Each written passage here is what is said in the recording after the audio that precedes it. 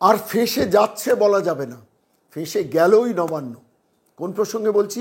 আরজিকর কাণ্ডে, যেখানে আরজিকরের মৃতা কন্যার তার পরিবারকে যে ফোনটা গিয়েছিল যেদিনকে, সম্ভবত 9ই অগাস্ট, যেদিনকে ভোর রাতে হত্যাকাণ্ড সংগঠিত হয়েছিল, এবং তারপর আরজিকর থেকে যে ফোনটা গিয়েছিল সরাসরি মৃতা কন্যার বাড়িতে। প্রশ্ন উঠবে যে অডিওটা ভাইরাল হয়েছে, সে ভাইরাল অডিওটা আমি আপনাদের শোনাবো। আপনারা হয়তো ইতিমধ্যে অনেকেই শুনেছেন, কিন্তু আমি শোনাবো। আমি খুব স্পেসিফিক কয়েকটা পয়েন্ট আপনাদের নোট করাবো সেই অডিওটা শোনানোর আগে। প্রথমত 3টে অডিও। এক অডিও, প্রথমত প্রশ্ন করতেই পারেন যে কে বললো, কোথা থেকে বুঝলেন যে এটা সত্যি? সত্য যাচাই করতে পারিনি, কিন্তু আমি যতটুকু মৃতা কন্যার পিতার কণ্ঠস্বর শুনলাম এই অডিওতে, এবং তার মার যে কণ্ঠস্বর শুনলাম, সেই কণ্ঠস্বর কিন্তু খুব পরিষ্কারভাবে বিভিন্ন টিভি মাধ্যমে, গণমাধ্যমে যে ধরনের ইন্টারভিউ তারা দিয়েছেন, বক্তব্য রেখেছেন, সেই গলার কণ্ঠস্বরের সঙ্গে একই সঙ্গে মিলে গেছে। তৃণমূল কংগ্রেসের তরফ থেকে বা সরকারের তরফ থেকে বা লালবাজারের তরফ থেকে সাফাই দেওয়া হতে পারে, বা কিংবা স্বাস্থ্য ভবনের তরফ থেকে সাফাই দেওয়া হতে পারে যে এই কণ্ঠস্বর আমাদের নয়, কিন্তু হসপিটালের কারুর নয়। কিন্তু আমি খুব পরিষ্কার বলছি, কণ্ঠস্বর ম্যাচিং করলেই মিলে যাবে। আপনারাও দেখবেন যেখানে দাঁড়িয়ে অভিভাবকরা যে কথা টিভি ইন্টারভিউ দিয়েছেন, সেখানে যে কণ্ঠ, সেই ঠিক একই কণ্ঠ কিন্তু এই ভাইরাল হওয়া অডিওতে। দ্বিতীয়ত যে প্রশ্নটা তৃণমূল কংগ্রেসের তরফ থেকে তোলা হবে, এটা কোথা থেকে পেলো, কে ছাড়লো, সে প্রশ্নটা অবান্তর। কোথা থেকে পেলো, কিভাবে পেলো? আমার নিজের ধারণা সিবিআই ইতিমধ্যে এই অডিওটা পেয়ে গেছে।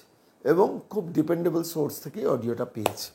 এই খবরটা আমার মনে হয়েছে বলে বলছি, কেউ আমাকে বলেনি। তৃতীয় যে পয়েন্টটা হচ্ছে যে এই অডিওতে নবান্ন কি করে ফাঁসবে? ফেঁসে গেছেই আমি বলছি, ফাঁসবে। আগে ভাবতাম যে ফাঁসবে, কিন্তু এবার মনে হচ্ছে পরিষ্কার নবান্ন ফেঁসে গেছে। তার কারণ কি? 3টে অডিও আপনারা শুনবেন, যেখানে প্রথমত দেখবেন বলা হচ্ছে আপনার মেয়ে খুব অসুস্থ, তাড়াতাড়ি আসুন, একজন মহিলা বলছেন। দ্বিতীয়বার তিনি স্বীকার করছেন যে একদম তিনি হসপিটালের অ্যাসিস্ট্যান্ট সুপার, আর দ্বিতীয়ত হচ্ছে এই অ্যাসিস্ট্যান্ট সুপার যে তথ্যটা দিচ্ছেন যে এমার্জেন্সিতে নিয়ে যাওয়া হচ্ছে, সেসব তার পরিচয়টা ডিসক্লোজ করলেন। আর তৃতীয়বার যখন ফোন এসছে একই ফোন থেকে, তখন বলা হচ্ছে আপনার মেয়ে সুইসাইড করেছে বলে কমা দিয়ে হয়তো, এই কথাটা বলেছেন। অর্থাৎ হসপিটালের তরফ থেকে যে পরিবারকে সুইসাইড বলে খাওয়ানো হচ্ছিল, এই যুক্তিটা কিন্তু প্রমাণিত হয়ে যাচ্ছে এই অডিওতে। আর প্রশ্ন হচ্ছে কোর্টের কাছে এই অডিও কতটা বিচার্য হবে, কি হবে, এবং তার বাবা মাকে যদি আদালত ডাকে, তখন সেখানে তো স্বাভাবিকভাবে সিবিআই তার বাড়িতে বারবার করে যাচ্ছে, এবং তার বাবা মাকে যদি আদালত ডাকে, তখন স্বাভাবিকভাবে তার বাবা মা যদি সত্যি হয় স্বীকার করবেন যে হ্যাঁ, এই অডিওটা আমাদেরই, আমার কণ্ঠস্বরই এখানে শোনা গেছে, যেটা শোনা যাচ্ছে সেটা আমারই। তখন কিন্তু এটা প্রমাণ হিসেবে বিবেচিত হয়ে যাবে। এটা খুব গুরুত্বপূর্ণ একটা নোট। আর এইখানে নবান্ন ফেঁসে যাওয়ার জায়গাটা বলছি, যে কোনোভাবেই মৃত্যুটাকে হত্যাকাণ্ড, যে এই মৃত্যুটা যে আত্মহত্যা নয়, হত্যাকাণ্ড, এইটা কিন্তু এস্টাবলিশড হয়ে যাচ্ছে যেন হসপিটালের পক্ষ থেকে এটা সুইসাইড বলে চালানোর চেষ্টাটা প্রমাণিত এই অডিওর ভিত্তিতে। এবং আমার নিজের ধারণা এই অডিও সুপ্রিম কোর্টে যেদিন শুনানি আছে সেখানেও প্লেসড হবে। এই অডিও সিবিআইয়ের হাতে পেয়ে গেছেন, এবং ফলত স্বাভাবিকভাবে ইন্টেনশন অফ দ্য হসপিটাল, বকলমে স্বাস্থ্য ভবন, বকলমে নবান্ন, যে ওয়াজ ভেরি ক্লিয়ার। তার কারণ রাজ্যের মুখ্যমন্ত্রীর নির্দেশে পরিষ্কারভাবে এই অপারেশনটা চালানো হয়েছিল যে মৃতদেহ দ্রুত সৎকার করে দাও। তাহলে ইন্টেনশন অফ দ্য সরকার, যে intention of the hospital is clear from this audio, যে এটাকে আত্মহত্যা বলে চালানো হচ্ছিল, যেটা পরবর্তীকালে হত্যা মোটামুটি প্রমাণ পাওয়া গেছে পোস্টমর্টম রিপোর্টে। দ্বিতীয়ত যেটা দ্রুত তার বডি সৎকার করে দেওয়া, এইটার মধ্যে the intention of the government was to suppress the facts, দ্বিতীয়বার পোস্টমর্টমের সুযোগ না দেওয়া, সেইগুলোও চলে আসবে। খুব খুব খুব স্পষ্ট জায়গায় পুরো ব্যাপারটা চলে গেল। আমি কথা বাড়াবো না, আপনারা অডিওগুলো শুনুন, যেখানে প্রথম অডিও, দ্বিতীয় অডিও, তৃতীয় অডিও, যেখানে পরিষ্কারভাবে অ্যাসিস্ট্যান্ট প্রথমে তাকে বলা হয়েছে আপনার মেয়ে অসুস্থ, আপনি চলে আসুন। দ্বিতীয়বার তাকে ফোন করা হয়েছে, তখন বলা হয়েছে আপনার আমি অ্যাসিস্ট্যান্ট সুপার বলছি, যখন জিজ্ঞেস করেছেন তার পরিবারের পক্ষ থেকে। তৃতীয়বার স্বীকার করেছেন আপনার মেয়ে সুইসাইড করেছে হয়তো। বলে the intention of the hospital is clear, যেটা পরিষ্কারভাবে পেছনে যাকে স্বাস্থ্য ভবন ব্যাক করেছেন, যাকে নবান্ন ব্যাক করেছে, যে হসপিটালের সুপারকে ব্যাক করে মানে প্রিন্সিপালকে ব্যাক করেছেন।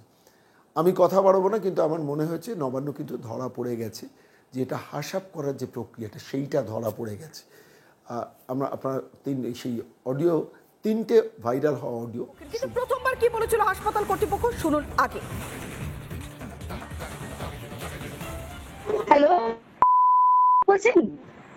হ্যাঁ হ্যালো হ্যালো, কেন, কে বলছে? আরজিকর হসপিটাল থেকে বলছিলাম। কেন, কি হয়েছে? ওর একটু শরীরটা খারাপ হয়েছে, আপনারা কি একটু আসতে পারবেন ইমিডিয়েট? কেন, কি হয়েছে কি? ওর শরীরটা খারাপ, আমরা ভর্তি করাচ্ছি ওকে, আপনি কি ইমিডিয়েট একটু আসতে পারবেন? কি হয়েছে কি সেটা বলবেন তো?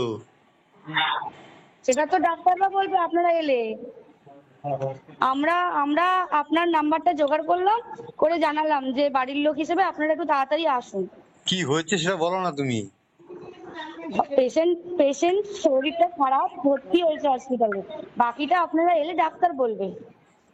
ওর কি জ্বর হয়েছে? আপনারা একটু আসুন, জলদি চলে আসুন যত তাড়াতাড়ি পারবেন। কেন, খুব অবস্থা খারাপ? খুব অবস্থা খারাপ, হ্যাঁ খুব অবস্থা খারাপ, একটু তাড়াতাড়ি চলে আসুন।